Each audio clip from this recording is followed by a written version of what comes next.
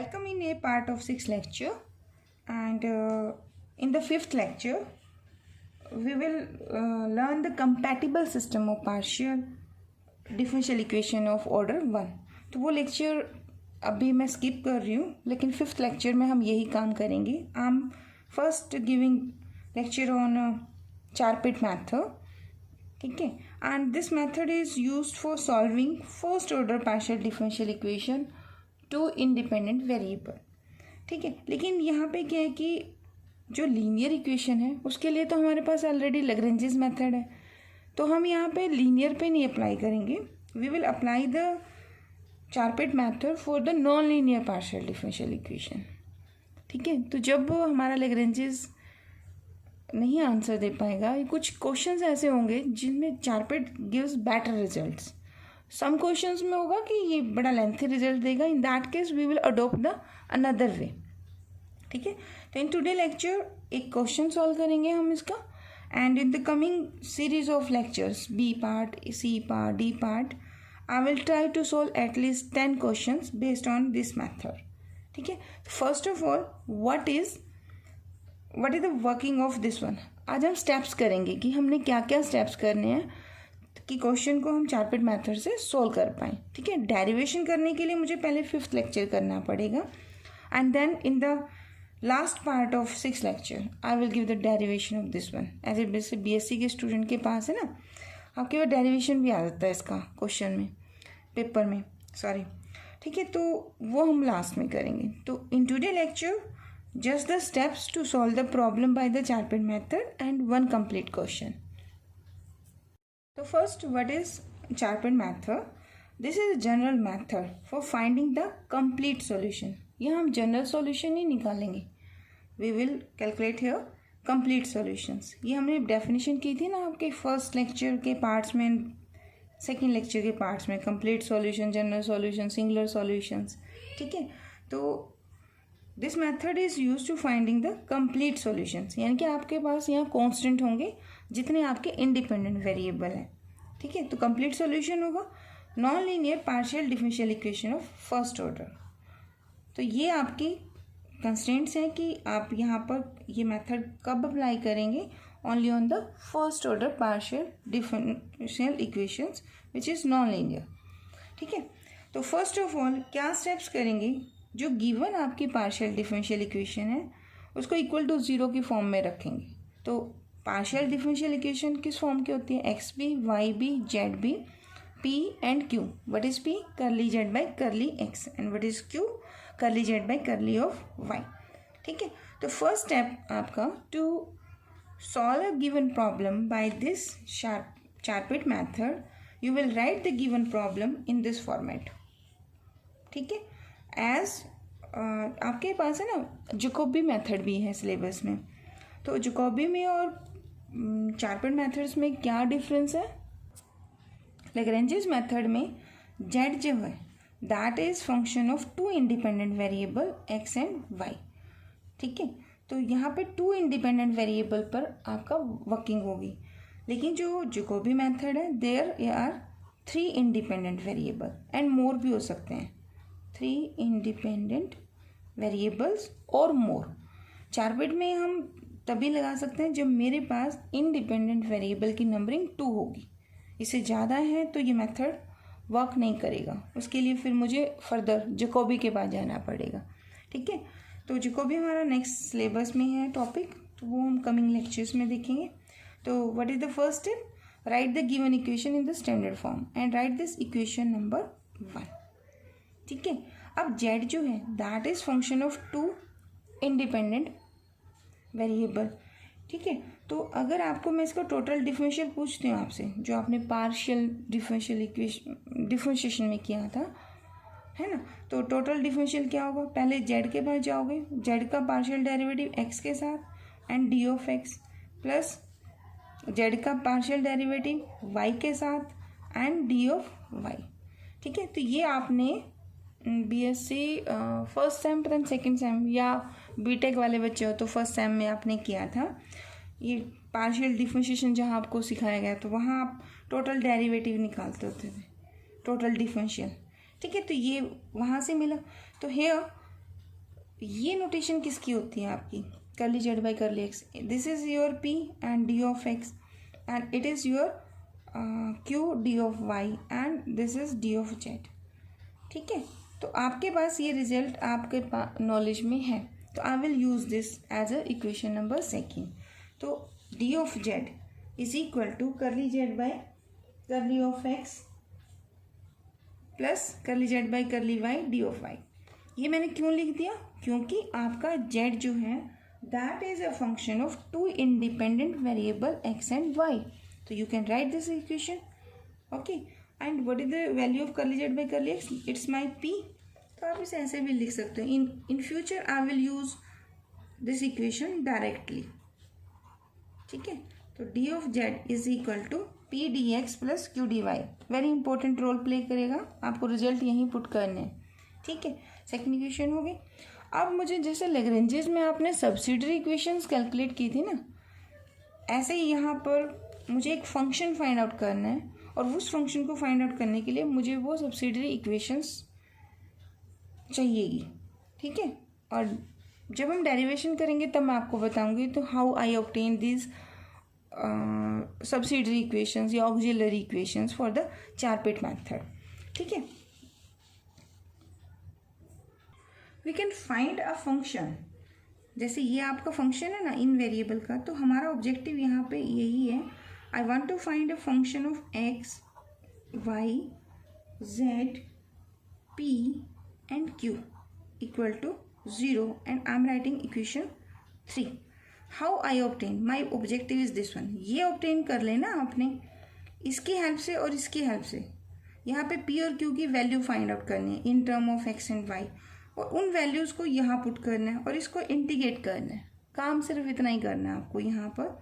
Now the question कि ये कैसे मिलेगा, इसके लिए आपके पास इक्वेशन 1 है, आपके पास 3 इक्वेशन है 1, 2 एंड 3, और 1 अभी मैं लिखने वाली हूँ सब्सिडरी इक्वेशंस। ठीक है, तो इन्हीं को आपस में यूज़ करना है, सिंप्लीफाई करना है, इंटीग्रेट करना है, obtain the value of Z in term of constant A and B, क्योंकि it gives me a complete solution.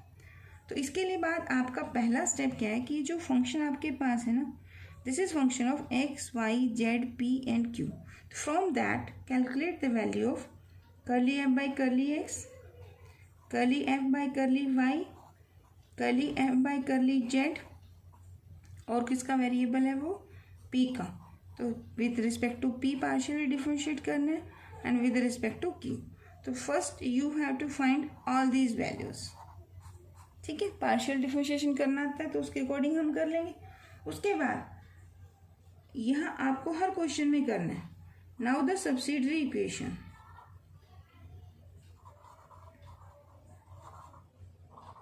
Subsidiary equations for the Charpit methods are following. ये आपने क्या करना है, जैसे लैग्रेंजेस में किया था ना, D x by capital P, D Y by capital Q, D Z by capital R. ठीक है, तो वहाँ तो लैग्रेंजेस के अकॉर्डिंग था।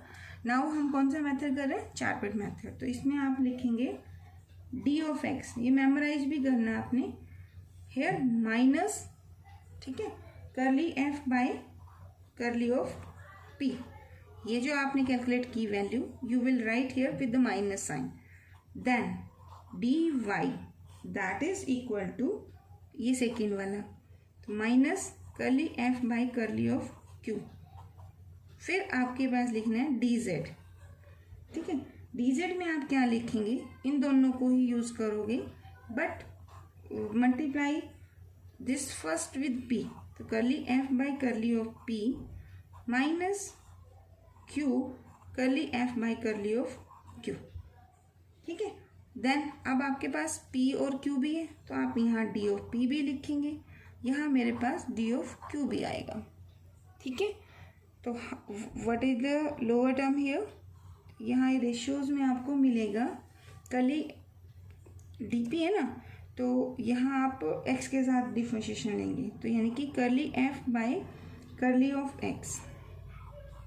फिर आप है ना कर्ली f का डेरिवेटिव करेंगे z के साथ, और z का करेंगे x के साथ, तो वो दे देगा आंसर p। ऐसे ही यहाँ रूल फॉलो करेंगे, इसमें प्लस का साइन आएगा, ma'am remember this thing.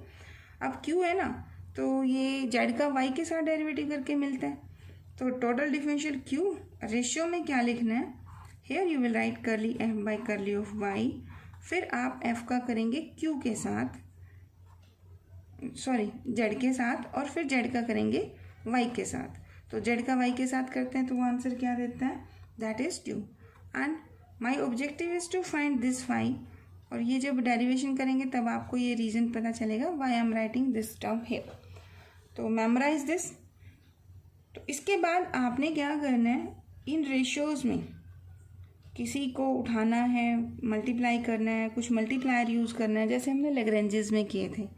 And I want to find a relation in X Y Z P and Q. ठीक है, तो वहाँ से मुझे एक फाई मिल जाएगा। उसके बाद मान लो आपको 1 इक्वेशन 2 ये तो है ही, थर्ड आपने इसकी वजह हेल्प से कैलकुलेट कर ली। अब इस थर्ड को यूज़ करना है एंड आपको वैल्यूज़ पुट करनी है इक्वेशन 2 में, और फिर इसे इंटीग्रेट कर देना है and then you find the complete integral या complete solution for the given partial differential equation 1। तो जैसे मैंने बोला अभी कि आप इनमें से यूज़ करेंगे यूजिंग मल्टीप्लायर और any 2 ratios, and you will find an integral of these equations which involves p and q, या दोनों भी हो सकते हैं, and I obtain the relation phi। अब इस phi रिलेशन को और इक्वेशन नंबर 1 को, इनको हम यूज़ करेंगे and we will calculate the value of p and q such that ये जो इक्वेशन 2 होगी ना अपनी, दिस इज योर इंटीग्रेबल। ठीक है, तो these are the only simple steps. तो क्या क्या हुआ, I repeat again, the given equation को पहले एफ की फॉर्म में लिखिए, then the equation second always give the solution, then you find the partial derivative of the given equations, X के साथ भी Y Z and this one, then write these subsidiary equations, put all the values, find the integral of any of these ratios. मे भी आपको सभी involve करने पड़ सकते हैं, हो सकता है कोई 2 ही आप आपस में सॉल्व करके आंसर निकाल पाओ। तो ये हम डिफरेंट क्वेश्चंस करेंगे तो वहाँ आपको क्लियर हो जाएगा। And then use the relation P and Q and equation 1, इन दोनों को आपने यूज़ करना है and calculate the value of P and Q such that it makes your equation 2 is integrable. तो these are the steps for this. तो let us take 1 example and remaining 9 questions हम coming lectures में करेंगे। ठीक है, and one more thing बच्चों, I want to share this thing, if you have any doubt you can share it with in the comment box. और मैंने एक WhatsApp group भी बनाया है जिसमें आप सभी ज्वाइन भी हैं, एंड स्टूडेंट आर सेइंग कि आप एक्सरसाइज के क्वेश्चन भी मैम सॉल्व कीजिए। तो that's why I will solve most of important questions which are asked in examinations. ठीक है, तो let us take the first example of Charpit method. The question ऐसे आएगा, solve this by Charpit method. ठीक है, या फिर देखिए इस क्वेश्चन में p का स्क्वायर है बच्चों, है, एंड q का स्क्वायर, तो this is non linear partial differential equations. And for this, वैसे आपके नॉन लीनियर को सॉल्व करने के अनदर वेज भी हैं, वो भी हम कमिंग लेक्चर्स में करेंगे, and that is mention in the new syllabus. तो जो ये टॉपिक मैं अपलोड कर रही हूँ ये आपके न्यू सिलेबस के अकॉर्डिंग भी है। ठीक है, तो फर्स्ट ऑफ ऑल पहला स्टेप क्या था, मुझे एफ की फॉर्म में लिखना है। तो I am taking this and this side on the left hand side, तो it gives Z minus P square x minus Q square Y equal to 0। तो ये जो होल इक्वेट टर्म है लेफ्ट हैंड साइड, इसको compare करो इसके साथ, F के साथ। तो what is the value of F here, तो आई कैन से हेयर कि my function F that is function of x Y Z P and q that is equal to z minus P square x minus Q square of Y. ठीक है, तो आई गोट hair F, इसको इससे relate करना है, equal to zero both side है, तो this is my f hair.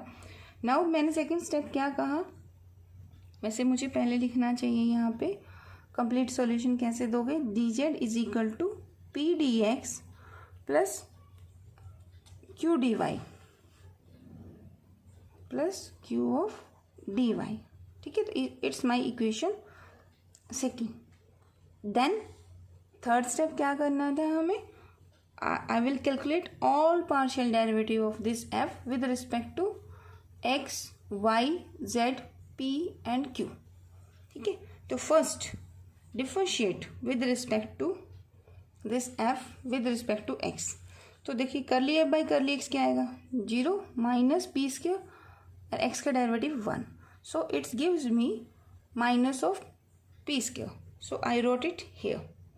फिर मुझे चाहिए derivative partially with respect to y. तो when I differentiate this expression with respect to y, तो curly f by curly y is equal to, यह answer मिलेगा आपको. ठीक है, तो it gives you minus Q square into 1. So I wrote it here. Then partially differentiate with respect to z, तो curly f by curly of z, this is equal to z का derivative तो 1 आ जाएगा. ठीक है, बाकी सब 0 हो जाएंगे. ये पार्शियल डेरिवेटिव के साथ हम कर रहे हैं ना. तो when we differentiate with respect to one variable, others are treated as constant. ठीक है, देन और किसके साथ करना है, p के साथ. Now differentiate this with respect to p. तो लेफ्ट हैंड साइड क्या देगा आपको, curly f by curly p equal to, z का तो 0 हो जाएगा, x इज ए कांस्टेंट, तो minus P square. P square का क्या डेरिवेटिव क्या आएगा, माइनस माइनस तो ऑलरेडी यही है ना, तो पी स्क्वायर का पावर आ गई कम, तो it gives you minus 2px. So I wrote it here. फिर कॉमा लगा दिया, करली f by curly of q, 0 0, this gives you minus 2y 2qy. ठीक है ना, क्यू स्क्वायर का डेरिवेटिव q के साथ कितना आएगा, 2q, तो इट गिव्स 2qy. ठीक है, तो I calculated all the partial derivative for a f. Now the subsidiary equations. देखो अभी हमने लिखी थी, तो पहले क्या आएगी, dx बाय करली f बाय करली p. तो what is the value of करली f by curly p, that is minus 2px and minus is outside, तो इट गिव्स 2px. ठीक है, इक्वल टू dy के नीचे क्या लिखना है, curly f by curly q, minus से मल्टीप्लाई, तो it is minus 2qy and you are multiplying with minus. यानी कि आपने ये जो डेरिवेटिव्स निकाले हैं, put all this in subsidiary equations. ठीक है, जैसे dz का क्या बनेगा, dz minus p is already here, curly f by curly p, curly f by curly p is minus 2px, तो I wrote it here. Then minus का q, करली f by curly q, तो this is minus 2qy, तो I wrote it here, is equal to dp curly f by curly of x, here minus p square, so I wrote it here, minus p square, then this plus sign, curly f by curly z, curly f by curly z is your 1 and into में p. ठीक है, is equal to dq की जगह क्या आएगा, curly f by curly of y. What is the value of curly f by curly y, curly f by curly y is minus q square, so I wrote it minus q square plus this q as it is, and curly f by curly z is 1 is equal to dq by q. ठीक है, now simplify this. So dx minus minus क्या हो जाएगा, plus, तो I got dx by 2px, here 2qy, here 2p square x, minus minus plus 2q square y equal to dp. Here is minus p square plus p, here is dq upon minus Q square plus q is equal to dq by 0. ठीक है, अब आपने यहाँ पर अपने first equations को भी थोड़ा देखना है कि आपकी क्या है, और यहाँ मल्टीप्लायर यूज़ करना है एंड ऑब्टेन करना है ए रिलेशन 5. तो मैंने क्या किया यहाँ पर, आई ऑब्टेन दिस वन. देखिए मल्टीप्लायर यूज़ किया मैंने पी स्क्वायर और x2p. ठीक है, क्योंकि मेरे क्वेश्चन में ना पी स्क्वायर एक्स है और एक में क्या लिखा हुआ है, क्यू स्क्वायर वाई लिखा हुआ है.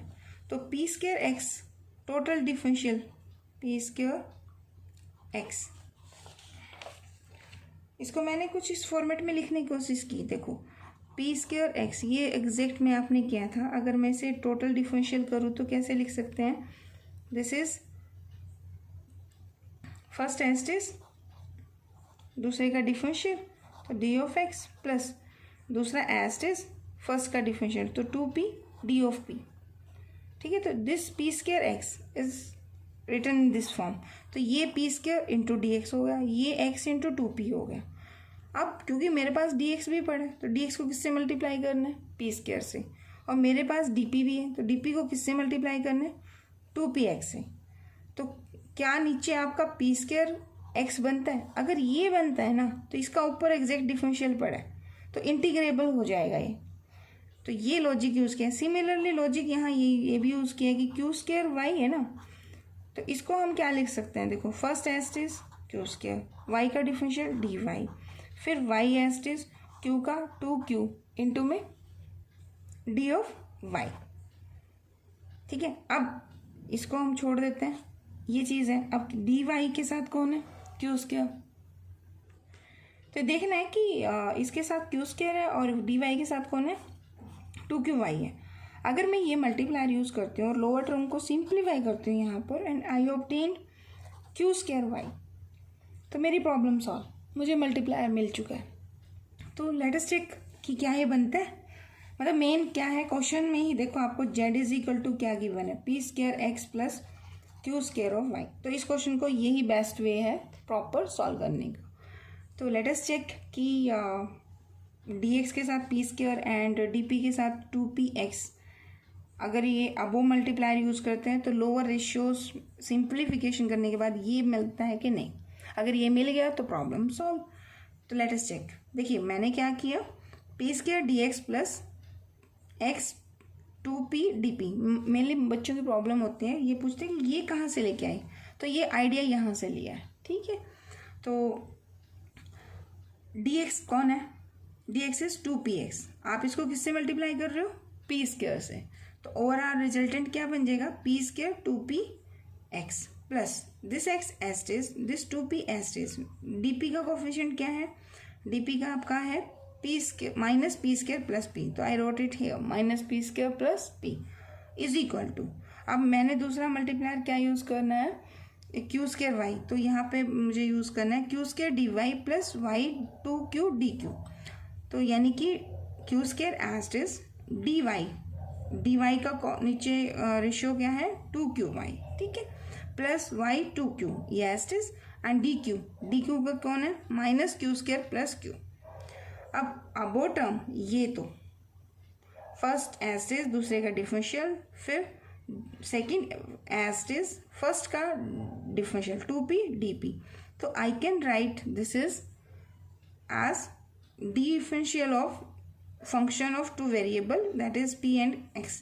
तो ये आप लिख सकते हो this is d of p square x, total differential of p square x। ठीक है, अब लोअर टर्म को देखो क्या बनता है। देखिए यहाँ पे P square 2px and P square minus 2px, तो दिस कैंसिल। तो I obtain only 2x P square equal to, अब यहाँ अबो टर्म किसका डिफरेंशियल है, क्यू स्क्वायर वाई का। सिमिलरली यहाँ देखिए ये क्यू स्क्वायर 2qy है and this is 2qy Q square. तो you can cancel this by this term. तो I obtain here 2 this q and q square and it gives y। ठीक है, now you can cancel this 2 by 2 also। तो it's differential of p square x by p square x is equal to differential of q square y by q square y। तो नीचे वाले का ऊपर total differential है। ठीक है, जैसे आप ये ऐसे करते थे ना, इसका इंटीग्रेशन करते हैं आपको कि इसका इंटीग्रेशन बताओ, तो आप क्या लिखते हो log to the base of ex, तो नीचे वाले का ऊपर डिफरेंशियल। तो नीचे अगर आपने ये भी इंटीग्रेशन का फॉर्मूला किया हुआ है कि नीचे कोई फंक्शन है ऊपर उसका डिफरेंशियल अगर पड़ा है तो इसका इंटीग्रेशन क्या होता है, log of this F of x plus constant में इंटीग्रेशन तो हम ऐड ही करते हैं। तो वो logic I will use here. तो integrate both sides, this is integrable, तो दिस गिव्स लॉग ऑफ, तो here integration log of P square x is equal to differential of this one, इसका इंटीग्रेशन करेंगे तो क्या मिलेगा, log of Q square Y plus here is the constant of integration, क्योंकि आपका log है तो आप कांस्टेंट ऑफ इंटीग्रेशन भी लॉग ऑफ ए स्क्वायर। इसका कुछ लॉजिक है इसके, तो आप ए भी पुट कर सकते हैं, कोई प्रॉब्लम नहीं आएगी। ठीक है, तो हेयर अब यहाँ पे लॉग ये है, ये टर्म ये है, तो लॉग m इंटू एन। आप चाहें तो यहाँ पे a भी पुट कर सकते हैं, कोई प्रॉब्लम नहीं है इसमें, लॉग ऑफ a। अब log m plus log m into n, so this gives you q square y into a, and then taking anti-log both sides. मैंने पहले log m into n formula apply किए और फिर दोनों तरफ से log को कैंसिल आउट किया, तो मुझे क्या मिलेगा यहाँ से, p square x is equal to Q square y into A. ठीक है, तो ये चीज़ अब आपके पास, ये इक्वेशन नंबर आपके पास 2 आ गई है. जो हम कहते, मैंने कहा था ना कि आपको एक 5 फाइंड आउट करना है. 5 function of x y z p and q equal to 0, and this is equation 3. अब इसके साथ आपको इक्वेशन 1 को यूज़ करना है. 1 आपके पास क्या है, z is equal to P square x plus Q square of y. एक एक्सप्रेशन आपके पास ये पड़ा है, तो इक्वेशन 1 आपके पास है z is equal to P square x plus Q square y. ठीक है, एंड अभी आपने क्या कैलकुलेट किया इक्वेशन 2 में, P square x is equal to Q square Y into A. तो अब आपने इक्वेशन 1 को और 2 को आपस में यूज़ करना है and calculate the value of P and q. मैंने कैसे लॉजिक लगाया अब इसमें, I put this value p square x is equal to Q square y a in equation number 1. तो इक्वेशन 1 क्या है आपकी, z p square x and q square Y. तो पी स्क्वायर एक्स की जगह पे क्या पुट करना है, ए क्यू स्क्वायर वाई. ठीक है, तो on putting this value I got z is equal to P square x था, तो उसकी जगह आप क्या पुट कर रहे हो, A Q square and this is Y plus Q square Y already है ये आपका. Now from this term and this term take Q square Y outside. तो यहाँ a है, यहाँ 1 है, तो here is z is equal to a plus 1 Q square Y.